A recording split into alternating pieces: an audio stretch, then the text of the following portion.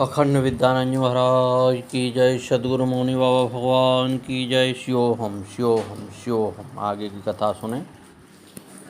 भारतवर्ष के उत्तर प्रदेश राज्य के जिला चंदौली में एक छोटा सा गांव है कुड़रिया। यह चंदौली से लगभग 3 किलोमीटर पश्चिम में स्थित है।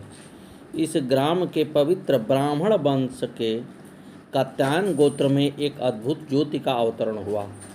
सन 1918 की सुखदानी हेमंत ऋतु में नारंगी माता के गर्भ से एक दिव्य बालक ने जन्म लिया। नाम रखा गया आदित्यनाथ चौबे। इनके पिता राम नारायण चौबे एवं एक कर्मकांडी ब्राह्मण थे। पिता के बड़े भाई सुद्धू चौबे ने संन्यास ग्रहण कर लिया था तथा आजीवन ब्रह्मचारी रहे, परंतु घर का त्याग न किया। अभी आद्या 7-8 वर्ष के अबोध बालक ही थे कि इनकी माता नारंगी देवी स्वर्ग सिधार गई। नन्हा बालक माँ के स्नेह से वंचित हो गया। जब ये 10-11 वर्ष के हुए तो इनके बड़े भाई सुग्रीव चौबे का विवाह हुआ। उस विवाह के 1-2 वर्ष बाद ही पिता राम नारायण चौबे ही चल बसे और आद्या अनाथ हो गए। तब इनके भाई सुग्रीव चौबे और भाभी राजवंती देवी ने बड़े स्नेह से इनका लालन पालन किया। सद्गुरुदेव भगवान की जय। ये स्वभाव के भोले भाले और सहनशील बालक थे तथा बहुत कम बोलते थे। गांव के बच्चों के साथ मिलकर ऊधम मचाना इन्हें पसंद नहीं था। ये एकांत प्रिय थे, एकाकी रहते। कबूतर पालने का आपको बड़ा शौक था। कबूतरों के पीछे मीलों तक दौड़ते चले जाते। चिराग जलाने का भी इन्हें बड़ा शौक था। आप एक बड़े बांस का टुकड़ा लेकर रस्सी बांधते और उसे पेड़ से लटका देते और उस बांस में चिराग जलाकर रस्सी से खींचकर उसे पेड़ पर ऊंचा चढ़ा देते थे। रोज रात्रि में जंगल में अनेकों अकेले जाकर आप यही क्रिया करते। एक रात के अंधेरे में पेड़ पर जगमगाते दीप को देखकर गांव के लोग बहुत हैरान होते और तरह तरह की अटकलें लगाते। जब चिराग बुझ जाते तो आद्या उनको चुपचाप नीचे उतार लेते थे। एक दिन किसी ने उन्हें इस प्रकार चिराग जलाते देख लिया। तब कहीं जाकर रात्रि में चिरागों के जलाने का भेद खुला। सद्गुरुदेव भगवान की जय। मौनी बाबा के बहुत बचपन की ये घटना है। तब उनकी माँ जीवित थी। नन्हे आद्या 4-6 वर्ष के रहे होंगे। ये अपनी ननिहाल गोबरहा गए हुए थे। वहीं इनको चेचक निकल आई। तब इनको देखने के लिए इनकी माता अपनी ननद के साथ मायके पहुंची। वहां उन्होंने नन्हे आद्या को देखा और हालचाल पूछा। इनकी नानी ने माँ से पूछा कि ये साथ में जो आई हैं वो कौन हैं। लेन देन के व्यवहार से बचने के लिए इनकी माँ ने बहाना कर दिया कि ये हमारे गांव की नाइन है। उस समय आद्या वहीं खड़े थे। माँ का असत्य भाषण उन्हें सहन न हुआ। आप तुरंत अपनी बुआ से जाकर बोले, माँ तो आपको नाइन बता रही है, चलो अपने घर चलें। वहाँ लोगों ने बहुत मनाया, परंतु आद्या किसी तरह न माने और अपनी बुआ के साथ कुड़रिया वापस चल गए। सद्गुरुदेव भगवान की जय। कभी कभी आप अपनी बुआ पाली के ससुराल नीबी कला भी जाया करते थे। इनके फूफा चंदन तिवारी एक प्रतिष्ठित व्यक्ति थे। लोग इनकी बुआ को सरकारीन दादी कहा करते थे। ये आद्या को बहुत प्यार करती थी। इसी गांव में एक लालता दादी की दुकान थी। उस दुकान पर विश्वनाथ तिवारी सारंगी बजाकर गीत गाते थे। आद्या भी उनके साथ बैठकर गाया करते थे। विश्वनाथ आपके परम मित्र थे। दोनों साथ मिलकर बहुत से खेल खेलते थे। आपके फूफा के परिवार में एक जुड़ावन तिवारी भी थे जो पहलवान थे। आद्या ने जुड़ावन तिवारी के साथ एक बाग लगाया था तथा सुबह शाम दूर कुएं से पानी खींचकर मिट्टी में गागर से पानी लाकर बाग की सिंचाई करते थे। सद्गुरुदेव भगवान की जय। इनकी बुआ के घर के दरवाजे पर एक नीम का पेड़ था। उसी पेड़ की जड़ में एक हनुमान जी की मूर्ति थी। आद्या यहाँ पूजा किया करते थे। इस मंदिर के बगल में एक अखाड़ा भी था जहाँ जुड़ावन तिवारी लड़ते थे और गदा जोड़ी फिरते थे। इस प्रकार आप बचपन में बहुत बहुत दिन तक अपनी बुआ पाली के यहाँ आनंदपूर्वक समय व्यतीत करते थे। आपको बच्चों से बड़ा प्यार था, ये उन्हें खूब खिलाते थे। जब कोई बच्चा ज़ोर ज़ोर से रोता तब आद्या उसे गोद में उठाकर बोलते, ओ गोपाल जी क्यों रो रहा है। बच्चा तुरंत रोना बंद कर देता था। एक बार इनके भतीजे हीरा अपने ननिहाल सहरोई चले गए। सहरोई कोडरिया से लगभग 10 किलोमीटर दूर है। इनको खेलते खेलते बच्चे की याद आई तो वे उसे लेने घर गए। वहाँ पता चला कि हीरा अपने ननिहाल गए हैं। वे तुरंत ही पैदल बच्चे को देखने चल दिए। वहाँ पहुँचे तो देखा कि हीरा गांव के बाहर बच्चों के साथ खेल रहे थे। इन्होंने भतीजे को कंधे पर बैठाया और बिना किसी को बताए घर ले आए। वहाँ के लोग बच्चे को ढूंढते ढूंढते कोडरिया आ पहुँचे और बच्चे को ठीक ठाक पाया। तब जाकर कहीं उनकी जान में जान आई। सद्गुरुदेव भगवान की जय। एक बार जाड़े का मौसम था। इनकी भाभी ने इन्हें ओढ़ने के लिए कंबल दिया। इनके एक मित्र ने उस कंबल को एक अपने रिश्तेदार को ओढ़ने के लिए दे दिया। आपने उनसे कंबल वापस न मांगा। जब भाभी ने पूछा कि कंबल कहाँ है तो इन्होंने बताया कि कंबल को तो वे लोग ले गए। भाभी बोली, जाओ मांग लाओ, नहीं तो रात को क्या ओढ़ोगे। आप बोले, छोड़े जाने दो, ले गए तो ले जाए, दूसरा मिल जाएगा।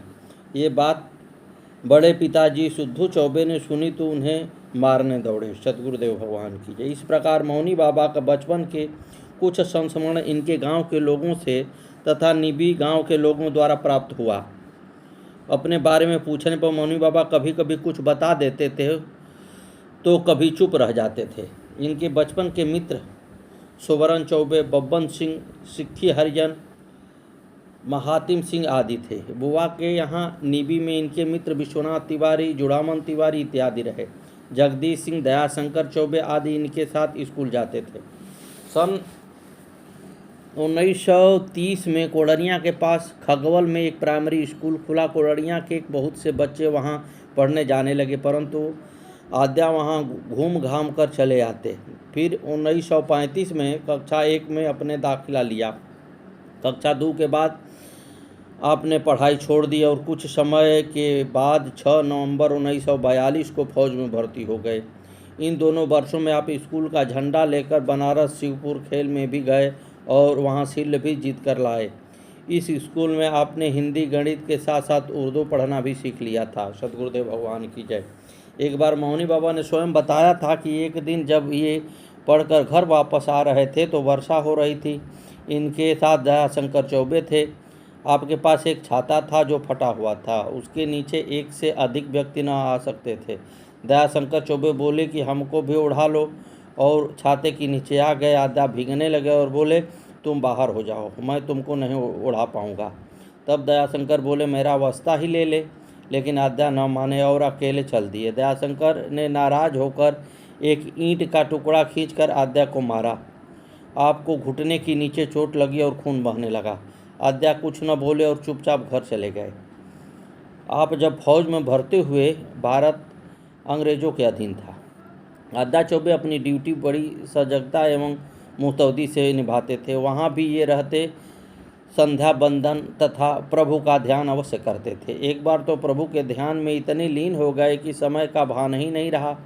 इनकी समाधि जब खुली तब तुरंत ड्यूटी पर पहुँचे और देर से आने के लिए क्षमा मांगे। अफसर ने कहा कि ड्यूटी तो तुमने समय से की है। इनको विश्वास न आया तो इन्होंने ड्यूटी रजिस्टर देखा। रजिस्टर में इनके हस्ताक्षर मौजूद थे। ये समझ गए कि जिसका ध्यान मैं कर रहा हूँ वही मेरी ड्यूटी बजा रहे हैं। इनके मन में भावना आई कि मेरे कारण प्रभु को कष्ट उठाना पड़ गया। सद्गुरुदेव भगवान की जय।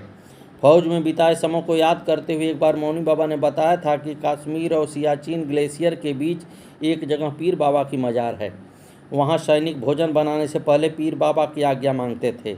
यदि वे आज्ञा न मांगे तो भोजन पक ही नहीं पाता था, पानी खारा हो जाता था। जब दुश्मन के जहाज़ वहाँ बम गिराने के लिए आते तो चारों तरफ पानी ही पानी नज़र आता था, जिससे दुश्मन वापस चले जाते थे। सद्गुरुदेव भगवान की जय। एक बार आप छुट्टी लेकर घर आए और समय से वापस न गए। इनका वारंट कट गया। एक रात पुलिस घर आ पहुंची। उस समय आप घर पर थे। इनकी भाभी ने इन्हें अपने कंधे पर चढ़ाकर घर के कोने वाली बड़ेर को पकड़ा दिया। बड़ेर पकड़कर आप घर के पिछवाड़े कूदकर भाग गए। और उसी रात पैदल चलकर बुआ के गांव नीवी पहुंचे। पता चला कि वहां भी पुलिस ने छापा मारा है, तब ये लौट आए।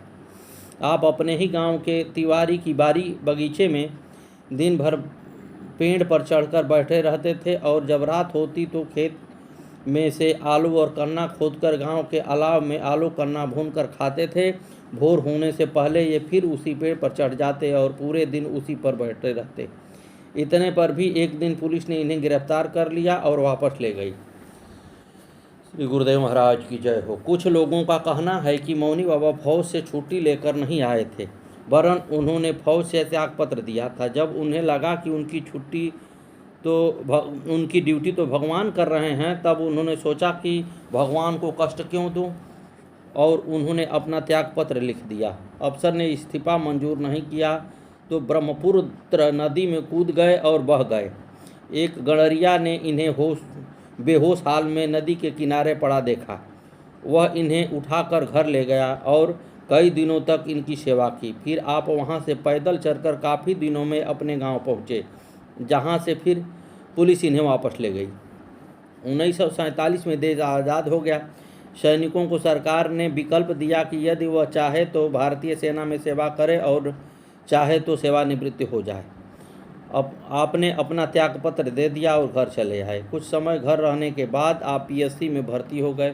यहाँ कंपनी कमांडर सिपाहियों से रात में आसपास के खेतों से सब्जी चोरी करने के लिए कहता था। इस चोरी से बचने के लिए आपने पीएससी से भी इस्तीफा दे दिया और एक बार फिर से अपने गांव वापस आ गए। सद्गुरुदेव भगवान की जय। अब आप भजन और ध्यान में अधिक से अधिक समय बिताने लगे। सन 1954 में भतीजे हीरा चौबे की शादी के कुछ समय पश्चात एक दिन आप चुपचाप घर छोड़कर निकल गए।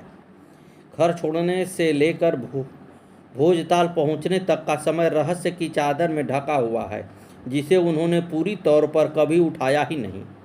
बहुत से भक्तों ने मौनी बाबा भगवान से इस विषय में प्रश्न किया और गुरु भगवान ने भी किसी को कुछ और किसी को कुछ बताया। ऐसा उन्होंने क्यों किया, इसका उत्तर किसी के पास नहीं है, सिवा उनके इसके कि वे इसे रहस्य ही रहने देना चाहते थे। सद्गुरुदेव भगवान की जय। खुर्जा की मीनाक्षी और मुकीमपुर की विनीता ने अलग अलग समय पर यह प्रश्न गुरु भगवान से पूछा था। उन दोनों को ही मौनी बाबा ने बताया था कि घर वाले उनसे भेड़ बकरी चरावाते थे। एक दिन वे बकरियां लेकर चंदौली गए और सबको बेचकर पैसा गांव के एक आदमी को दिया कि घर पर दे देना, और स्वयं रेल में बैठकर चल दिए। रघुवीर मास्टर जी ने पूछा तो गुरु भगवान ने बताया कि एक दिन वे अपनी यूनिफॉर्म और तगमे पहनकर वाराणसी राजघाट पुल पर पहुँचे। वहाँ अपने यूनिफॉर्म और तगमे उतारकर गंगा जी में बहा दिया और पुल से नीचे उतरकर गंगा जी के किनारे किनारे चल दिए। गंगा तट पर एक संत की कुटिया थी, उन्हीं से आपको गुरुमंत्र प्राप्त हुआ। 7 वर्ष इनकी सेवा में रहने के बाद उनकी आज्ञा से आप रेल में बैठकर पश्चिम दिशा की ओर चल दिए और भोर में टावर स्टेशन पर जा उतरे। सद्गुरुदेव भगवान की जय। श्री मौनी बाबा भगवान नमो नमः। आगे की कथा कल।